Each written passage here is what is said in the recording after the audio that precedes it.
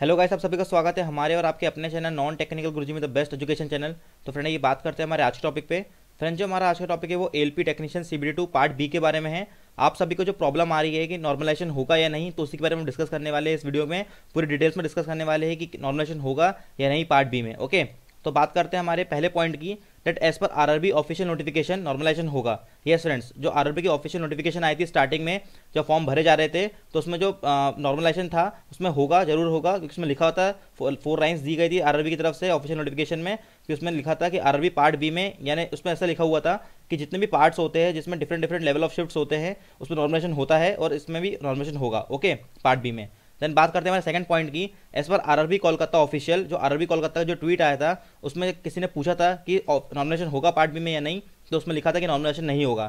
तो ये major concern था, इसी की वजह से बच्चों को डाउट हो गया कि नॉमिनेशन नहीं होगा। ओके, देन थर्ड पॉइंट जो है, as per different level of shifts, यानी जो डिफरेंट लेवल ऑफ शिफ्ट्स होती है, जैसे पार्ट बी में भी डिफरेंट लेवल ऑफ शिफ्ट्स हुआ था, यानी कि एक ही दिन में सभी का पेपर तो नहीं हो गया था। जैसे किसी का for example mechanic diesel shift trade है, ओके, पर उसका जरूरी नहीं कि एक ही दिन में मैकेनिक डीजल के पूरे ट्रेड हो गए थे, डिफरेंट डिफरेंट शिफ्ट्स में थे और डिफरेंट डिफरेंट डेज पे भी पेपर हुए थे, इसलिए नॉमिनेशन होना चाहिए इसके अकॉर्डिंग। क्योंकि क्या होता है कि आरआरबी में जितने भी different different level of shifts के एग्जाम्स होते हैं उनमें नॉमिनेशन होता है। ओके, और जैसे कि आरआरबी ऑफिशियल नोटिफिकेशन में दिया था कि नॉमिनेशन होगा मीन्स होगा। ओके, इसमें कोई भी संदेह नहीं है। ओके, देन बात करते हैं जो प्रॉब्लम्स आ रही है बच्चों को फेस हो रही है कि क्या क्या क्वेश्चंस उनके में राइज हो रहे हैं। तो देख लेते हैं एलपी टेक्नीशियन पार्ट बी में जो प्रश्न करने वाले, जो परेशान करने वाले प्रश्न हैं, जो जो बच्चों को परेशानी आ रही है वो क्या है देख लेते हैं, और उसके बारे में डिस्कस करते हैं डिटेल्स में कि इसका आंसर क्या हो सकता है। ओके, जो हमारा पहला क्वेश्चन है बच्चों द्वारा पूछा गया वो ये है कि 26.5 से नीचे वालों का सिलेक्शन होगा या नहीं पार्ट बी में, यानी जो 26.5 से जो नीचे नंबर लेकर आए हैं उनका सिलेक्शन होगा या नहीं। क्योंकि आप सभी को पता है कि 35% क्वालिफाइंग मार्क्स थे और 75 में अगर 35% निकाला जाए तो 26.5 नंबर आते हैं।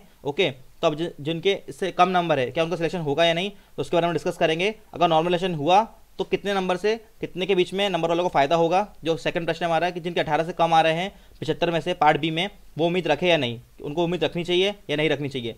तो मैं आपको बता देता हूँ फ्रेंड्स, जिनके 18 से कम है उनकी उम्मीद बहुत ज़्यादा कम है, बहुत ज़्यादा कम है। क्योंकि फ्रेंड्स क्या होता है कि जब नॉर्मलाइजेशन होता है जो लेवल ऑफ डिफिकल्टी पेपर की जो होती है उसके अकॉर्डिंग जो नंबर बढ़ते हैं वो 7 to 8 नंबर बढ़ते हैं। अब इसमें हम देखा जाए जो 18 से कम नंबर है, अगर उसमें 7 to 8 नंबर बढ़े भी तो भी वो 26.5 क्रॉस नहीं कर पाएंगे, तो उनके जो चांसेस है वो बहुत कम है। अब जो कह रहे हैं डिफरेंट डिफरेंट वीडियोस में जो लोग कह रहे हैं कि जिनके 10 नंबर है उनका भी सिलेक्शन होगा, तो बिल्कुल भी ऐसा नहीं है, वो बिल्कुल झूठी बात कह रहे हैं। सिर्फ व्यूज बढ़ाने के चक्कर में, क्लिकबेट के चक्कर में आपको गलत इन्फॉर्मेशन प्रोवाइड करा रहे हैं। इतना कट ऑफ, इतना जो नंबर है वो नहीं बढ़ते हैं नॉर्मलाइजेशन में।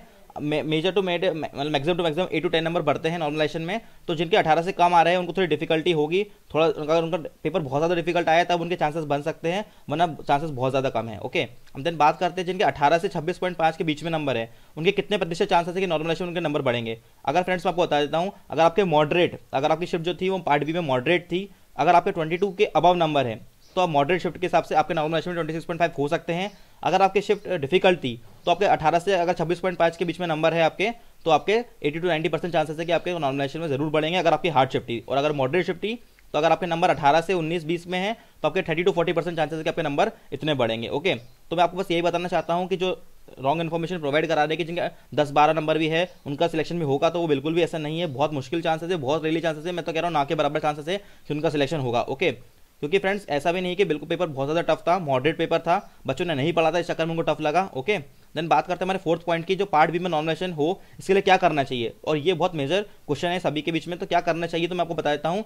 जो अगर आप सभी मेल करेंगे आरआरबी को, क्योंकि डिफरेंट डिफरेंट आरआरबीज है, 21 से 22 आरआरबीज हैं, अगर आप उनको मेल करेंगे, अगर आप बोलेंगे कि नॉर्मलाइजेशन प्लीज करें पार्ट बी में, तो वो जरूर इसके बारे में ध्यान देंगे और जरूर सोचेंगे कि सही में नॉर्मलाइजेशन होना चाहिए, क्योंकि बच्चे बहुत ज़्यादा डिमांड करें नॉर्मलाइजेशन की।